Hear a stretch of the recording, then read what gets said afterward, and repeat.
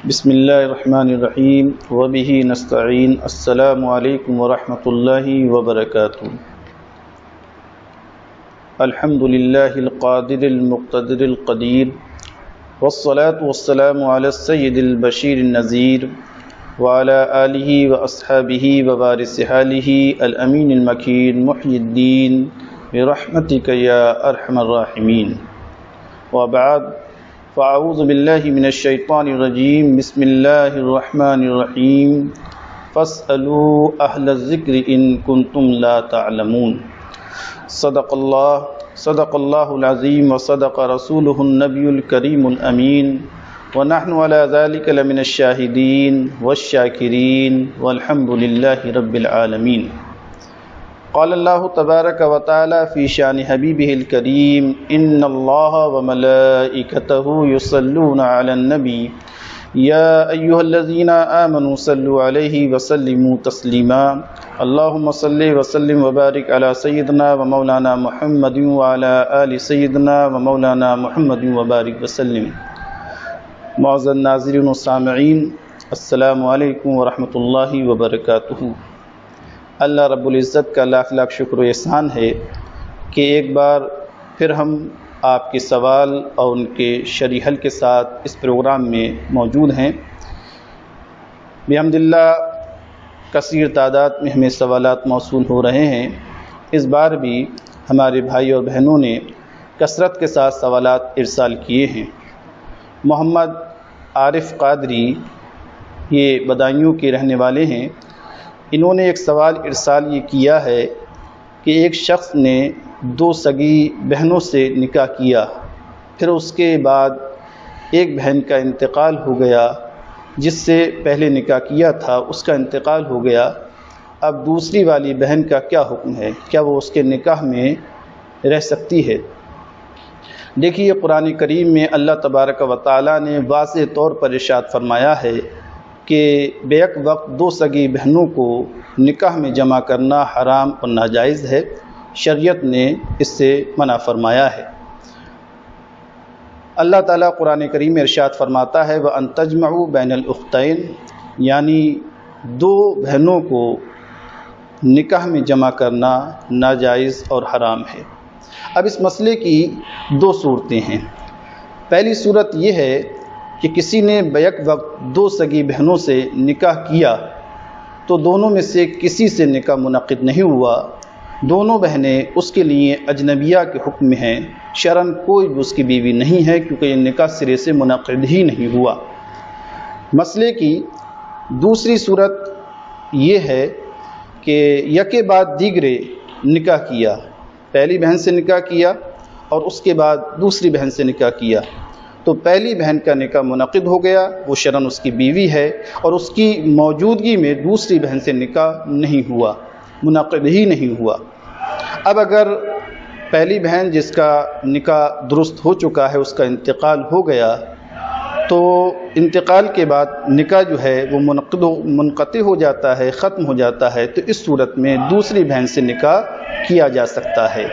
اللہ تبارک و تعالیٰ نے 2 سگی بہنوں کو ایک وقت میں نکاح میں جمع کرنے سے منع فرمایا۔ کسی بھائی نے سوال یہ بھیجا ہے کہ بھینس یا بکرے کا دل کھایا جا سکتا ہے، شرعاً اس میں کوئی قباحت تو نہیں ہے؟ جی ہاں، کھا سکتے ہیں، اس میں شرعاً کوئی ممانعت اور قباحت نہیں ہے۔ اللہ کے رسول صلی اللہ علیہ وسلم نے جانور کی 7 چیزوں کو منع فرمایا ہے، مکروہ فرمایا ہے، ان میں سے دل شامل نہیں ہے، تو دل کھایا جا سکتا ہے۔ ہاں، اگر طبیعت پسند نہیں کرتی ہے اور کوئی نہیں کھاتا ہے تو اس میں کوئی حرج نہیں ہے۔ حافظ یونس صاحب انہوں نے ایک سوال ارسال یہ کیا ہے کہ مائع مطلق اور مائع مستعمل میں کیا فرق ہے؟ دیکھیے یونس صاحب، خالص پانی کو مائع مطلق کہتے ہیں، خواہ وہ بارش کا پانی ہو، تالاب کا پانی ہو، خواہ وہ نہر کا پانی ہو یا کنویں کا پانی ہو، خالص پانی جو ہے وہ مائع مطلق کہلاتا ہے۔ اور مائع مستعمل اس کے لغوی معنی آتے ہیں استعمال کیا ہوا پانی۔ استعمال کیے ہوئے پانی کو مائع مستعمل کہتے ہیں۔ پانی مائع مستعمل کب ہوتا ہے؟ شرعاً پانی جو ہے مستعمل جب مانا جاتا ہے جب اس سے حدث کو دور کیا جائے یا عبادت کی نیت سے اسے استعمال کیا جائے۔ مثلا کوئی بے وضو ہے، اب اس نے وضو کرنے کے لیے حدث کو دور کرنے کے لیے پانی کو استعمال کیا، تو یہ جو پانی استعمال کیا اسے برتن میں جمع کر لیا یا کسی اور چیز میں جمع کر لیا تو اسے مائع مستعمل کہیں گے۔ یا اگر کوئی باوضو ہے، حدث کو دور نہیں کیا ہے لیکن نئے سرے سے تازہ وضو کرنا چاہتا ہے تو یہ پانی بھی مستعمل ہو جائے گا۔ الغرض خواہ رفع حدث کے لیے یا عبادت قربت کی نیت سے پانی کو استعمال کیا جائے تو وہ پانی مستعمل مانا جاتا ہے۔ مائع مستعمل کا حکم یہ ہے کہ وہ اپنی ذات کے اندر طاہر ہے، یعنی پاک ہے۔ اگر مائع مستعمل کپڑوں پہ لگ جائے یا جسم پر لگ جائے تو کپڑے ناپاک نہیں ہوں گے، جسم ناپاک نہیں ہوگا، کیونکہ مائع مستعمل طاہر ہے لیکن وہ مطہر نہیں ہے، یعنی کسی دوسری چیز کو پاک نہیں کر سکتا۔ لہذا مائع مستعمل سے آپ دوبارہ وضو کرنا چاہیں یا غسل کرنا چاہیں تو وہ غسل نہیں ہوگا آپ کا اور وضو بھی نہیں ہوگا۔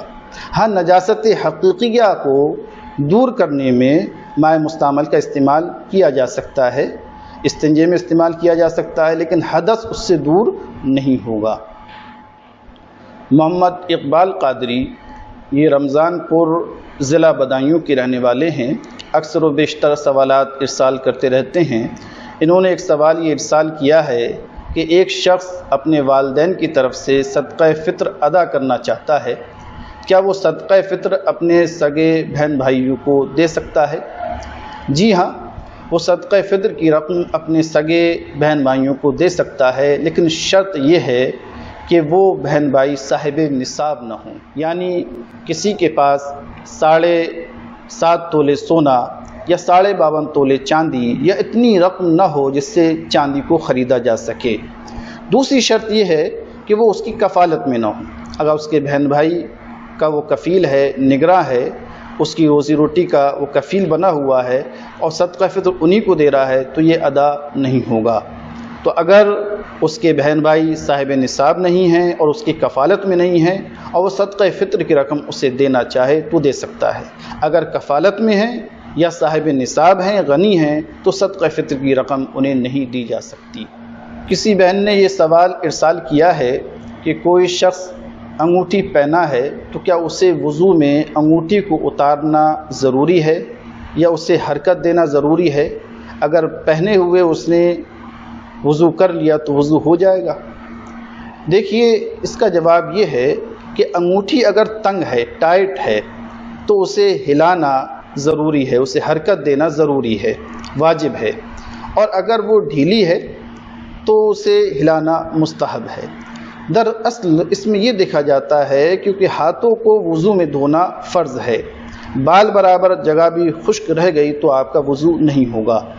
تو اگر پانی آپ کا بغیر انگوٹھی کو ہلائے داخل ہو جا رہا ہے، اس جلد پر پہنچ جا رہا ہے، تب تو کوئی حرج نہیں، لیکن اگر انگوٹھی ٹائٹ ہے اور اس بات کا اندیشہ ہے کہ اسے حرکت نہیں دیں گے تو پانی اندر داخل نہیں ہوگا اور انگلی کا کوئی حصہ جو ہے پانی کے پہنچنے سے باقی رہ جائے گا، تو اسے حرکت دینا، ہلانا ضروری ہے۔ اور اگر ڈھیلی ہے اور آسانی سے پانی انگلی کے اندر پہنچ جا رہا ہے تو پھر بھی حرکت دینا مستحب ہے، واجب نہیں ہے، کیونکہ اس صورت میں آپ کو پورے ہاتھ کو دھونا ضروری ہے، تو لہٰذا انگوٹھی کو اتارنا لازم و ضروری نہیں ہے، بلکہ اسے حرکت دیں اور اسے یقینی بنائیں کہ پانی جو ہے انگلی تک پہنچ جائے۔ محمد ارشد قادری انہوں نے ایک سوال ارسال کیا ہے، وہ لکھتے ہیں، کیا ضرورت سے زائد پانی استعمال کرنے سے وضو مکروہ ہو جاتا ہے؟ بعض لوگ کہتے ہیں بے ضرورت پانی استعمال کرنے سے وضو مکروہ ہو جاتا ہے، کیا ان کی بات صحیح ہے؟ جی ہاں، ضرورت سے زائد پانی خرچ کرنے سے وضو میں کراہت پیدا ہو جاتی ہے، اسے اسراف فی الوضو کہا جاتا ہے۔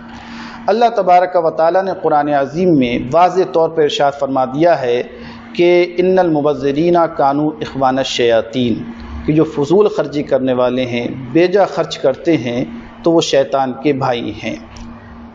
لہذا فضول خرچی یہ ایک غلط عمل ہے، شریعت کی نظر میں ناجائز ہے۔ اب یہ خواہ مال کے اندر ہو یا پانی کے اندر ہو، اللہ نے جو بھی نعمت عطا فرمائی ہے اسے ضرورت کے تحت استعمال کرنے میں کوئی حرج نہیں ہے، لیکن ضرورت سے زائد استعمال کرنا یا بیجا خرچ کرنا یہ فضول خرچی میں آتا ہے، اسے اسراف کہتے ہیں۔ نبی کریم صلی اللہ تعالیٰ علیہ وسلم کا گزر ایک شخص کے پاس سے ہوا، وہ ضرورت سے زیادہ پانی استعمال کر رہے تھے تو حضور نے منع فرمایا، تو شخص نے عرض کیا یا رسول اللہ وضو کے اندر بھی اسراف ہے؟ تو نبی کریم صلی اللہ تعالیٰ علیہ وسلم نے ارشاد فرمایا ہاں، اگرچہ تم بہتی نہر کے پاس بھی بیٹھے ہو اور ضرورت سے زائد پانی استعمال کر رہے ہو تو یہ غلط ہے، یہ اسراف ہے۔ آج کل بعض لوگوں کو دیکھا جاتا ہے کہ مسجد میں بیٹھے وضو کر رہے ہیں یا گھر پہ کر رہے ہیں، انہوں نے ٹوٹی کھول دی اور باتوں میں مشغول ہو گئے یا مسواک کرنے لگے یا کسی اور کام مصروف ہو گئے، پانی مسلسل بہہ رہا ہے، یہ عضو شرع ناجائز حرام کام کر رہے ہیں، کیونکہ یہ اللہ کی عظیم نعمت ہے۔ پانی کو اللہ نے نعمت قرار دیا ہے اور پانی بہت اعلیٰ نعمت ہے، اور ہر نعمت کے بارے میں اللہ کی بارگاہ میں آپ جواب دہ ہیں، لہذا کسی بھی نعمت کا غلط استعمال نہیں کرنا چاہیے۔ ایک بار اعضاء کو دھونا یہ فرض ہے، اور وضو کے اعضاء میں 2 بار 3 بار دھونا یہ سنت طریقہ ہے۔ محمد محسن انصاری یہ داتا گنج کے رہنے والے ہیں، انہوں نے ایک سوال یہ کیا ہے کہ کن چیزوں کے لیے غسل کرنا سنت ہے۔ دیکھیے محسن صاحب، 4 چیزوں کے لیے غسل کرنا سنت ہے۔ پہلی چیز، نماز جمعے کے لیے غسل کرنا مسنون ہے، سنت ہے۔ دوسرا، عیدین کی نماز کے لیے یعنی عید الفطر اور عید الاضحیٰ کے لیے غسل کرنا مسنون ہے۔ تیسرا سنت غسل یہ ہے کہ احرام کے لیے غسل کرنا یعنی احرام باندھنے سے پہلے غسل کرنا یہ بھی مسنون ہے، نبی کریم صلی اللہ علیہ وسلم سے ثابت ہے۔ اور چوتھا، حاجی کے لیے عرفے کے دن زوال کے بعد غسل کرنا یہ بھی سنت ہے۔ نیتو ضلع بدایوں سے ایک بھائی نے یہ سوال ارسال کیا ہے، وہ لکھتے ہیں بعض لوگوں کو کہتے ہوئے سنا ہے کہ جس نے مسجد میں داخل ہونے کے لیے تیمم کیا وہ اس تیمم سے نماز نہیں پڑھ سکتا۔ مفتی صاحب، کیا یہ بات صحیح ہے؟ دیکھیے، پانی پر قدرت نہ ہونے کی صورت میں شریعت نے تیمم کو پیش کیا ہے کہ آپ تیمم کر سکتے ہیں، لہذا یہ بات بالکل درست ہے۔ کسی نے مسجد میں داخل ہونے کے لیے تیمم کیا تو اس تیمم سے وہ نماز نہیں پڑھ سکتا، سجدہ تلاوت ادا نہیں کر سکتا، نماز جنازہ نہیں پڑھ سکتا۔ اور اگر کسی نے نماز جنازہ پڑھنے کے لیے یا فرض نماز پڑھنے کے لیے یا کوئی بھی قسم کی نماز پڑھنے کے لیے تیمم کیا تو اس تیمم سے ہر کام کر سکتا ہے۔ اس میں قاعدہ کلیہ یہ ہے کہ اگر کسی نے تیمم عبادت غیر مقصودہ کے لیے کیا، یعنی وہ عبادت ہے لیکن مقصود نہیں ہے، وضو بھی عبادت ہے لیکن عبادت غیر مقصودہ ہے، اصل عبادت جو ہے نماز ہے، تو کسی نے تیمم اگر عبادت غیر مقصودہ کے لیے کیا تو اس سے عبادت مقصودہ ادا نہیں کی جا سکتی۔ اب مسجد میں داخل ہونا یہ عبادت غیر مقصودہ ہے، اب کسی نے مسجد میں داخل ہونے کے لیے تیمم کیا تو اس سے عبادت مقصودہ ادا نہیں کی جا سکتی۔ دوسرا طریقہ یہ ہے کہ کسی نے عبادت مقصودہ کے لیے اگر تیمم کیا ہے، نماز پڑھنے کے لیے، سجدہ تلاوت کے لیے یا نماز جنازہ کے لیے، تو وہ عبادت غیر مقصودہ بھی اس سے ادا کر سکتا ہے، مسجد میں بھی داخل ہو سکتا ہے، قرآن کو چھو بھی سکتا ہے، یہ تمام چیزیں ہو سکتی ہیں۔ لہذا مسجد میں داخل ہونا یہ عبادت غیر مقصودہ ہے، نماز عبادت مقصودہ ہے، سجدہ تلاوت عبادت مقصودہ ہے، اسی طرح نماز جنازہ یہ بھی عبادت مقصودہ ہے۔ تو عبادت مقصودہ کی نیت سے اگر تیمم کیا جائے تو غیر مقصودہ ادا کی جا سکتی ہے، لیکن غیر مقصودہ کی نیت سے اگر کسی نے تیمم کیا تو اس سے عبادت مقصودہ ادا نہیں کی جا سکتی۔ حافظ مجاہد صاحب، انہوں نے ایک سوال یہ ارسال کیا ہے، وہ لکھتے ہیں کہ حدیث میں آیا ہے کہ 7 سال کی عمر کے بچوں کو نماز پڑھنے کا حکم دیا جائے، تو کیا 7 سال کی عمر کے بچوں پر نماز فرض ہو جاتی ہے؟ دیکھیے اس مسئلے کا جواب یہ ہے کہ 7 سال کے بچوں پر نماز فرض نہیں ہوتی، بلکہ بچے جب بالغ ہوں تو ان پر نماز فرض ہوتی ہے۔ نابالغ پر کسی بھی قسم کی عبادت فرض نہیں، وہ احکام شرعیہ کا مکلف نہیں، نہ روزے فرض ہیں، نہ زکوٰۃ فرض ہے، نہ حج و قربانی اس پر فرض ہے۔ اب جو حدیث میں آیا ہے، اور یہ حدیث صحیح ہے کہ بچے جب 7 سال کے ہو جائیں تو انہیں نماز پڑھنے کا حکم دو، اور جب وہ 10 سال کے ہو جائیں اور نماز نہ پڑھیں تو نماز نہ پڑھنے پر ان کی پٹائی لگاؤ، انہیں مار بھی سکتے ہیں، انہیں تنبیہ بھی کر سکتے ہیں کہ نماز۔ اس کی اصل وجہ جو ہے وہ تعلیم و تربیت ہے کہ بچے 10 سال کے قریب البلوغ ہوتے ہیں، ابھی بالغ نہیں ہیں لیکن ان کا زمانہ قریب ہے، لہٰذا جب وہ بالغ ہوں تو وہ نماز کے عادی ہو جائیں، نماز کی ان کی عادت بن جائے۔ اس لیے حکم دیا نبی کریم صلی اللہ تعالیٰ علیہ وسلم نے کہ بچے جب 7 سال کے ہو جائیں تو انہیں نماز کا حکم دو، اور 10 سال کے ہو جائیں نماز نہ پڑھیں تو انہیں آپ مار سکتے ہیں۔ اس سے یہ بات ثابت نہیں ہوتی کہ 10 سال یا 7 سال کے بچوں پر نماز فرض ہے۔ نماز، روزہ، حج، زکوٰۃ یہ بالغوں پر فرض ہیں، جب بچے بالغ ہو جائیں گے تب فرض ہوں گے۔ تو یہ تعلیماً تربیتاً حضور نبی کریم صلی اللہ علیہ وسلم نے حکم دیا تاکہ بچے نماز کے عادی ہو جائیں۔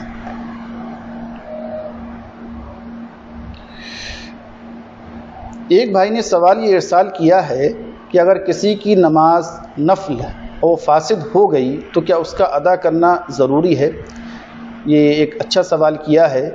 دیکھیے جب تک نفل نماز آپ نے شروع نہیں کی ہے تو وہ نفل ہے، اگر ادا کریں گے پڑھیں گے تو ثواب ملے گا، اگر نہیں پڑھی تو کوئی گناہ نہیں ہے۔ لیکن نفلی عبادت اگر آپ نے شروع کر دی تو اس کی تکمیل کرنا، اس کا اتمام کرنا، اسے مکمل کرنا یہ ضروری اور لازم ہے۔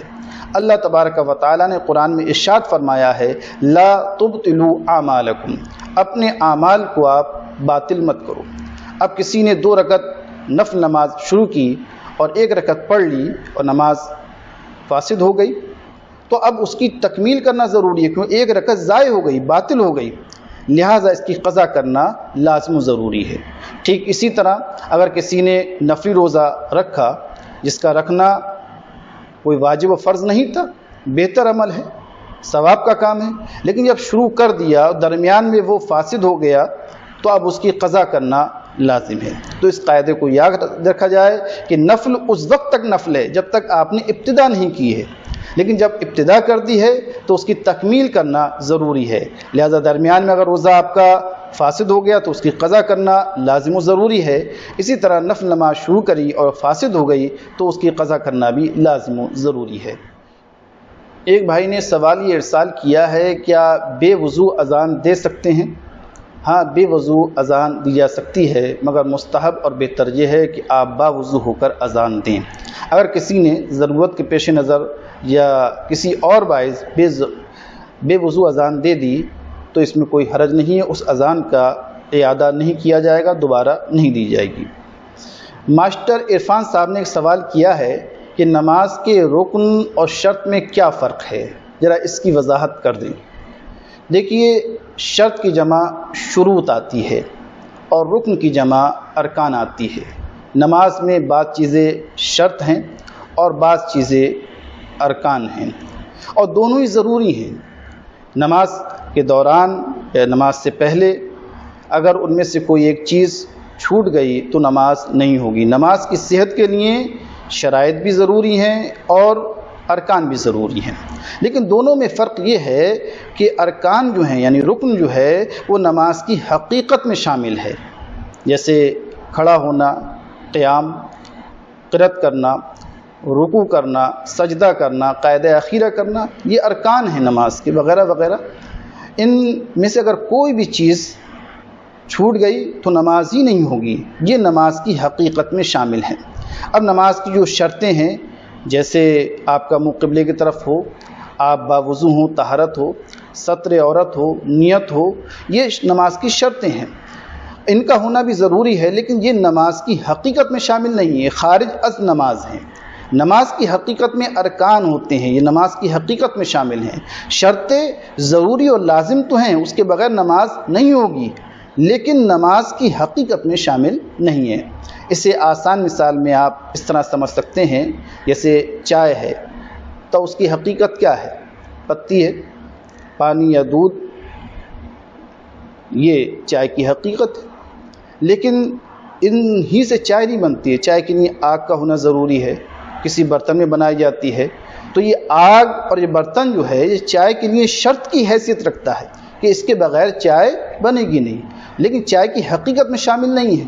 لیکن یہ پتی جو ہے وہ چائے کی حقیقت میں شامل ہے، اس کے بغیر چائے نہیں بنے گی۔ یہ ایک سادہ سی مثال ہے، اس سے تقریب فہم کے لیے میں نے یہ عرض کی۔ تو خلاصہ کلام یہ نکلا کہ شرط جو ہوتی ہے وہ چیز کی حقیقت میں شامل نہیں ہوتی، چیز کے لیے ضروری ہوتی ہے، اور رکن جو ہے وہ چیز کی حقیقت میں شامل ہوا کرتا ہے۔ لہذا نماز کی شرطیں نماز کی حقیقت میں شامل نہیں ہیں، لیکن نماز کی صحت کے لیے ضروری ہیں، اور نماز کے ارکان نماز کی حقیقت میں شامل ہیں۔ ممبئی سے محمد رئیس قادری صاحب نے ایک سوال یہ ارسال کیا ہے کہ کوئی زوال کے وقت قرآن کی تلاوت کر رہا ہو، اس نے آیت سجدے کی تلاوت کی، تو کیا اسی وقت سجدہ کرے یا بعد زوال کے، یعنی زوال کا وقت گزرنے کے بعد وہ سجدہ کرے؟ دیکھیے رئیس بھائی، اگر آیت سجدہ زوال کے وقت تلاوت کی تو اسی وقت سجدہ کرنا مکروہ تنزیہی ہے، یعنی مکروہ تحریمی نہیں ہے بلکہ مکروہ تنزیہی ہے۔ بہتر یہ ہے کہ زوال کا وقت گزر جائے اس کے بعد سجدہ تلاوت ادا کرے، لیکن اگر اس نے اسی وقت یعنی زوال کے وقت ہی سجدہ کر لیا تو گناہ گار نہیں ہوگا۔ ہاں، اگر آیت سجدے کی تلاوت آپ نے پہلے کی ہے، زوال سے پہلے کی ہے، اور سجدہ زوال کے وقت کر رہے ہیں تو یہ مکروہ تحریمی ہے، آدمی گناہ گار ہوگا۔ تو اس میں یہ خیال رکھا جائے گا کہ آیت سجدہ آپ نے کب تلاوت کی ہے۔ اگر زوال سے پہلے تلاوت کی ہے تو پھر زوال کے وقت سجدہ تلاوت نہیں کریں گے، اور اگر زوال کے وقت ہی آیت سجدہ آپ نے پڑھی ہے تو پھر کر سکتے ہیں، لیکن بہتر یہ ہے کہ زوال کا وقت گزرنے کے بعد کریں، کیونکہ مکروہ اوقات میں سجدہ تلاوت کرنا اگر اسی وقت تلاوت کی ہے تو مکروہ تنزیہ ہے، اور پہلے تلاوت کی ہے بعد میں آپ زوال کے وقت یا کسی اور مکروہ وقت میں سجدہ کر رہے ہیں تو یہ مکروہ تحریمی ہے۔ کسی بھائی نے یہ سوال ارسال کیا ہے کہ زکوٰۃ کے نصاب میں کیا فریج حاجت اصلیہ میں شمار ہوگا یا اس کی بھی زکوٰۃ ادا کرنا ہوگی؟ دیکھیے، فریج، کولر یا گھریلو سامان یا ضروریات زندگی میں سے کوئی بھی سامان اگر آپ کی ضرورت اس سے وابستہ ہے، آپ اسے استعمال کر رہے ہیں اور وہ تجارت کے مقصد سے آپ نے نہیں خریدا ہے تو وہ زکوٰۃ کے نصاب میں شمار نہیں ہوگا، اس کی زکوٰۃ ادا نہیں کی جائے گی۔ اب وہ ایک ہیں یا دو ہیں یا چند ہیں، لیکن آپ کے ذاتی استعمال کرنے کے لیے ہیں، فریج ہے، واشنگ مشین ہے، کولر ہے، اے سی ہے، یا اور دیگر سامان ہیں، آپ کے کپڑے وغیرہ، یا آپ کے کئی گھر ہیں لیکن ان تمام گھروں کو آپ استعمال کر رہے ہیں تو ان کی زکوٰۃ نہیں ہے۔ زکوٰۃ سونے چاندی پر ہوتی ہے، 7.5 تولے سونا ہو یا 52.5 تولے چاندی ہو یا اتنی رقم ہو کہ چاندی کو خریدا جا سکے، یا سامان تجارت، ان چیزوں پر زکوٰۃ ہوتی ہے۔ جو ضرورت کے لیے آپ نے چیزیں خریدی ہیں، استعمال کر رہے ہیں تو اس پر زکوٰۃ نہیں ہوگی، یہ حاجت اصلیہ میں سے شمار کیا جائے گا۔ محمد اقبال قادری صاحب نے ایک سوال یہ بھی ارسال کیا ہے، وہ لکھتے ہیں میری 5 بہنیں ہیں اور مجھ سمیت 3 بھائی ہیں اور ایک والدہ صاحبہ ہیں، میرے والد کا انتقال ہو گیا، یعنی میت کے 3 بیٹے، 5 بیٹی اور 1 بیوی ہے، تو مال وراثت کس طرح تقسیم ہوگا؟ دیکھیے اقبال صاحب، صورت مسئولہ میں بیوی کا 8واں حصہ ہوگا، یعنی میت کی جو بھی جائیداد ہے یا رقم ہے، جو بھی چیز چھوڑی ہے، جائیداد منقولہ یا غیر منقولہ، اس کل مالیت کو میں سے 8واں حصہ بیوی کا ہوگا۔ باقی جو روپے بچیں گے یا رقم بچے گی، اس میں بیٹے اور بیٹیوں کے درمیان اس طرح آپ تقسیم کریں گے کہ ہر بیٹے کو بیٹی کے مقابلے میں 2 حصہ ملے۔ مثلا 8 لاکھ روپے ہیں تو صورت مسئولہ میں 1 لاکھ روپے بیوی کا ہوا، اب 7 لاکھ روپے بچے، 3 بیٹے ہیں تو 7 لاکھ کو آپ 11 حصے کر لیں گے. 3 بیٹے ہیں, انہیں 6 حصے مل جائیں گے. باقی جو ہے 5 حصے بچے اور 5 بیٹیاں ہیں تو 1 حصہ بیٹی کو ملے گا. لہذا بیٹے کو بیٹی کے مقابلے میں 2 حصہ دیا جائے گا. اور بیوی کا اولاد ہونے کی صورت میں 8واں حصہ ہے. لہذا کل مالیت کا 8واں حصہ بیوی کو دینے کے بعد جو رقم بچے گی اسے اس طرح تقسیم کرنا ہے کہ ہر بیٹے کو بیٹی کے مقابلے میں 2 حصہ ملے.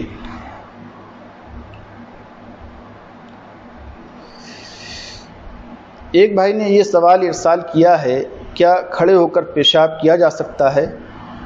دیکھیے, کھڑے ہو کر پیشاب کرنا عذر شرع درست نہیں ہے. نبی کریم صلی اللہ تعالی علیہ وسلم نے کھڑے ہو کر پیشاب کرنے سے منع فرمایا ہے.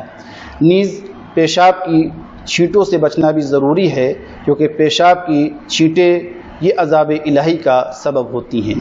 نبی کریم صلی اللہ تعالی علیہ وسلم ایک مرتبہ ایک قبرستان سے گزرے تو وہاں 2 قبریں تھیں اور ان قبر والوں کو عذاب ہو رہا تھا. نبی کریم صلی اللہ تعالی علیہ وسلم نے ارشاد فرمایا کہ ان دونوں قبر میں جو لوگ ہیں انہیں عذاب ہو رہا ہے. ایک شخص جو غلخوری کیا کرتا تھا اس وجہ سے اسے عذاب دیا جا رہا ہے, اور دوسرا شخص جو ہے وہ پیشاب کی چھینٹوں سے نہیں بچتا تھا, لہذا اسے عذاب ہو رہا ہے. تو کھڑے ہو کر پیشاب کرنے میں چھینٹوں سے بچنا بہت دشوار ہے, اس لیے کھڑے ہو کر پیشاب نہیں کرنا چاہیے, یہ عذاب الہی کا سبب ہے اور نبی کریم صلی اللہ تعالی علیہ وسلم نے منع فرمایا ہے, لہذا بیٹھ کر پیشاب کرنا چاہیے. ایک بھائی نے یہ سوال ارسال کیا ہے کہ بیوی کے زیورات کی زکوٰۃ بیوی پر واجب ہے یا شوہر پر واجب ہے؟ دیکھیے, اس مسئلے کا شرعی حل یہ ہے کہ اس میں اصل یہ دیکھا جائے گا جو مالک ہوگا وہ زکوٰۃ ادا کرے گا, جو استعمال کر رہا ہے وہ زکوٰۃ نہیں ادا کرے گا. اگر بیوی ان زیورات کی مالک ہے تو اس کے ذمے اس کی زکوٰۃ ادا کرنا ضروری ہے, اور بیوی اگر مالک نہیں ہے, مالک اگر شوہر ہے, بیوی فقط ان زیورات کو استعمال کر رہی ہے تو شوہر کے ذمے لازم ہے کہ ان زیورات کی زکوٰۃ ادا کی جائے. اب اس میں عرف و عادت کا بھی دخل ہے. اب جو زیورات بیوی کو میکے کی طرف سے ملے ہیں, میکے والوں نے ہبہ کی ہیں, اس کی مالک تو بیوی ہوا کرتی ہے اور وہ اس کی زکوٰۃ ادا کرے گی. اب جہاں عرف و عادت یہ ہو کہ سسرال کی طرف سے یا شوہر کی طرف سے زیورات ملتے ہیں اور وہ مالک بنا دیتے ہیں تو ان کی زکوٰۃ جو ہے بیوی ادا کرے گی, جہاں کی عرف و عادت یہ ہے.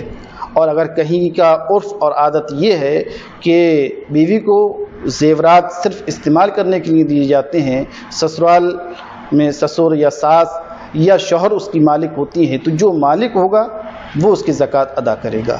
اب جہاں کا جیسا عرف ہو ویسا آپ دیکھ سکتے ہیں. ایک بہن نے یہ سوال ارسال کیا ہے کہ ناخن پالش لگانا کیسا ہے؟ دیکھیے, ناخن پالش نجس نہ ہو, حرام چیزیں تیار نہ کی گئی ہو تو اسے لگانے میں کوئی حرج نہیں ہے, آپ لگا سکتے ہیں. لیکن جب بھی وضو کریں گے تو ناخن پالش کو خرچنا لازم اور ضروری ہوگا, کیونکہ وضو کے لیے پانی کا جلد کی پر پہنچنا ضروری ہے, اور یہ ایسے کیمیکل سے تیار ہوتی ہے کہ اگر آپ ناخن پہ لگا لیتے ہیں تو پھر پانی جو ہے سطح پر نہیں پہنچتا. کوئی بھی چیز بدن کے ایسے حصے پر لگی ہے جو وضو یا غسل میں دھویا جاتا ہے اور وہ پانی کو جلد تک نہیں پہنچنے دیتا تو وضو اور غسل نہیں ہوگا. لہٰذا اگر آپ نے ناخن پالش استعمال کی ہے تو وضو کرتے وقت اسے کھرچنا لازم و ضروری ہوگا. اس ایپیسوڈ میں انہی سوالات پر اکتفا کیا جا رہا ہے. اسکرین پر آپ کو ایک نمبر نظر آ رہا ہوگا, آپ کے ذہن میں کوئی سوال ہے تو اسے اس نمبر پر آپ سینڈ کر سکتے ہیں, لکھ کر بھیج سکتے ہیں اور وائس میسیج بھی بھیج سکتے ہیں. انشاءاللہ قرآن و حدیث کی روشنی میں اور فقہاء اکرام کے اقوال کی روشنی میں اس کا جواب دینے کی کوشش کریں گے. اللہ تبارک و تعالی ہمیں شریعت پر چلنے کی توفیق عطا فرمائے. آمین. وآخر دعوانا ان الحمد للہ رب العالمین.